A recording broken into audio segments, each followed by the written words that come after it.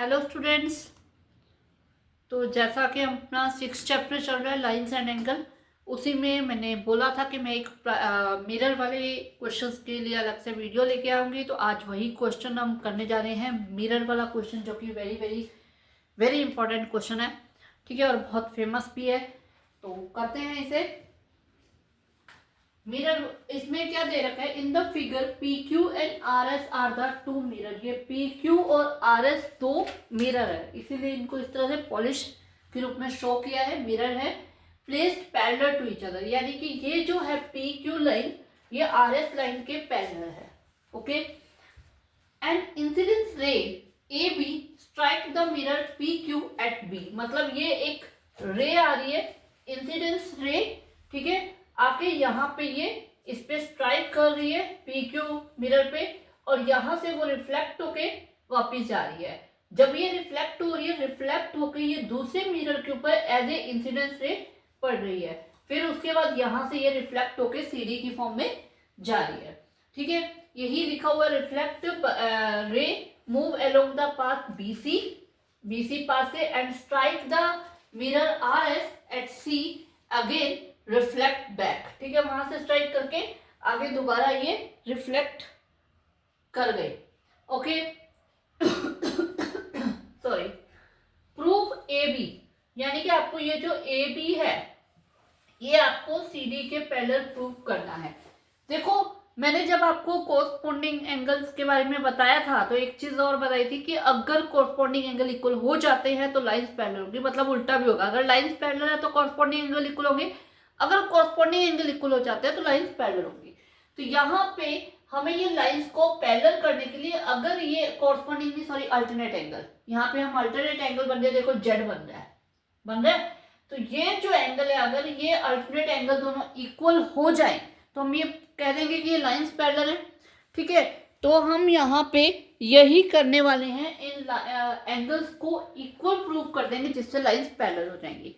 Equal proof करने के लिए हम यहाँ पे एक कंस्ट्रक्शन करने वाले हैं। यहाँ पे हम एक परपेंडिकुलर ड्रॉ करने वाले हैं। ये हमारी कंस्ट्रक्शन रहेगी, construction draw B M perpendicular on P Q and C N perpendicular on R S. तो ये हमने दो परपेंडिकुलर ले लिए हैं। ठीक है, तो अब इसके बाद हम सॉल्यूशन पे आते हैं। सॉल्यूशन में आप देख सकते हो कि जो ये भी परपेंडिकुलर है, यानी कि यहाँ पे 90 बना रहा है, ये भी परपेंडिकुलर है, यहाँ पे 90 बना रहा है। तो अगर दोनों परपेंडिकुलर हैं पैरेलल लाइंस के ऊपर तो वो दोनों आपस में पैरेलल होंगे। ठीक है, तो यहाँ पे क्या आ जाएगा, बी एम जो है वो परपेंडिकुलर है पी क्यू पे, एंड सी एन जो है वो परपेंडिकुलर है आर एस पे। ठीक है, एंड पी क्यू जो है, सॉरी, पी क्यू जो है वो पैरेलल है आर एस के। तो देयरफॉर क्या हो जाएगा, जो बी एम है वो पैरेलल हो जाएगा सी एन पे, पैरेलल हो गया। ठीक है, अब जब ये दोनों पैरेलल हो गए तो इनके जो अल्टरनेट एंगल होंगे वो इक्वल होंगे। अब यहाँ पे हमें दिख रहा है, यहाँ पे हम नेम दे देते हैं, ये ए हो जाएगा, ये एंगल बी है, ये सी है और ये डी है।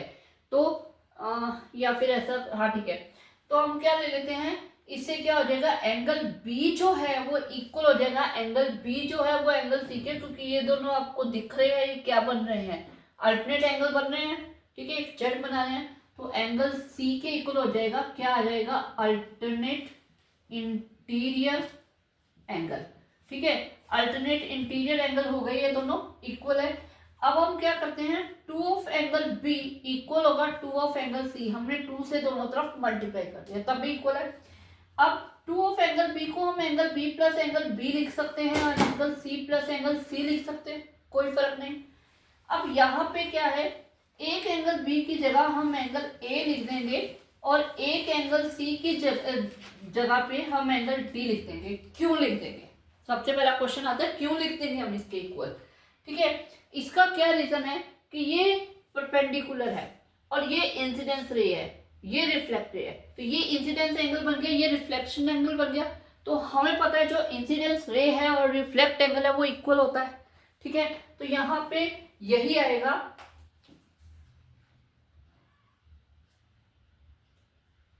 Incidence angle is equal to reflect angle, therefore angle A equal angle BK and angle C equal angle DK,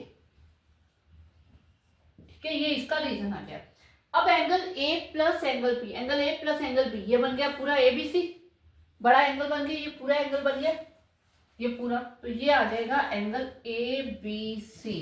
और एंगल C और D, ये पूरा एंगल बन जाएगा BCD।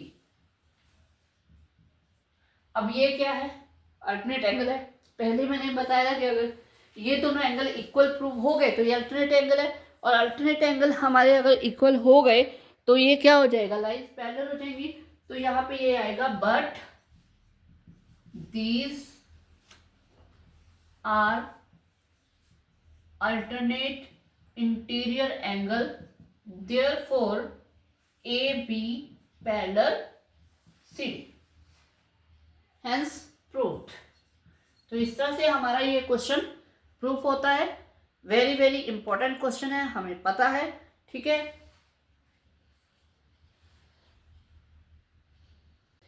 तो ये मैंने एग्जाम्पल लिए, सेकंड एग्जाम्पल, ये एग्जाम्पल भी बहुत इंपॉर्टेंट है और बच्चे बड़े कंफ्यूज होते हैं। बहुत सिंपल एग्जाम्पल है लेकिन बच्चे कंफ्यूज होते हैं, तो इसलिए मैं ये करवा रही हूँ आपको। देखो इन फिगर आपको गिवन है रे OS जो रे है, ठीक है, stand on the line POQ line के ऊपर रे है OS, ठीक है। वेयर रे OR जो रे है, एंड OT जो रे है बाइसेक्टर ऑफ POS, मतलब ये जो रे है ये POS इस एंगल का बाइसेक्टर है, यानी कि ये और ये दोनों एंगल क्या है, इक्वल है, ठीक है, ये दोनों एंगल इक्वल है। और उसी तरह OT जो है वो बाइसेक्टर है SOQ एंगल का, दैट मीन ये वाला एंगल और ये वाला एंगल आपस में इक्वल है। क्लियर? इफ POS, हमें ये पूरा POS जो है, POS यानी कि ये पूरा एंगल जो है ये हमें x गिवन है, ठीक है। ROT यानी कि ये एंगल हमें फाइंड करना है। क्लियर हुआ? स्टेटमेंट क्लियर है? तो अब देखो POS हमें x दे रखा है, हमें जब ROT पर फाइंड करना है तो ROT एंगल को हम ROS एंड SOT इन दोनों के सम के रूप में लिख सकते हैं, ठीक है। ये आ जाएगा ROS प्लस SOT, ठीक है, इन दोनों के सम के रूप में आ गया। अब अगर हमें ROS और SOT पता चल जाए तो उन दोनों को ऐड करके हम ROT एंगल फाइंड कर लेंगे, ठीक है। तो हमें POS पता है। अब POS का अगर हम हाफ कर दें, मतलब दोनों तरफ हाफ से मल्टीप्लाई कर दिया, तो हमें पता है जो OR है ये बाइसेक्टर POS का, तो ROS जो है वो POS का हाफ होगा। तो हम यहाँ पे हाफ POS की जगह पे ROS लिख सकते हैं, एक ही बात है, ठीक है। और ROS इक्वल टू क्या आ जाएगा, x/2k आ गया। यहां से हमारा एक फाइंड आउट हो गया। अब हमें फाइंड करना है SOT। तो SOT ये देख सकते हो, जो SOT है ये एंगल SOQ का हाफ है, मतलब अगर हमारे पास SOQ आ जाए तो उसका हाफ करके हमारे पास आ जाएगा। अब SOQ कैसे फाइंड करना है, देखो हमें पता है POQ जो है is a straight line, POQ एक स्ट्रेट लाइन है। अगर ये स्ट्रेट लाइन है तो POS प्लस SOQ ये एक लीनियर पेयर बनाएगा, देख सकते हो। देखो POS एंड SOQ ये एक लीनियर पेयर बनाएगा, यानी इनका सम क्या हो जाएगा 180। तो POS x है, हमें दे रखा है, गिवन है, ठीक है, इसकी वैल्यू हम x ले लेते हैं। तो SOQ हमारे पास आ जाएगा 180 माइनस x, ठीक है। SOQ 180 माइनस x आ गया। अब हमें फाइंड करना है SOT। तो हम क्या है, इसका हाफ कर देते हैं, दोनों तरफ हाफ से अगर हम मल्टीप्लाई कर दें, ये आ जाएगा SOT। क्योंकि ये बाइसेक्टर है तो इसलिए ये इतना जो एंगल है ये पूरे एंगल का हाफ हो जाएगा। ठीक है, तो SOT, तो ये हाफ को हम अंदर लेके जाएंगे, 180 का हाफ यानी कि 90 हो जाएगा और x/2 आ जाएगा। तो आपके पास एक तो ये आ गया और एक आपके पास ये आ गया ROS। इन दोनों की वैल्यूज को उठा के हम यहाँ पे पुटअप कर देते हैं और हमारा आंसर हमें मिल जाएगा। तो ROS है x/2, SOT है हमारे पास 90 माइनस x/2, x/2 से कट जाएगा और ROT की वैल्यू आ जाएगी 90। क्लियर? ओके।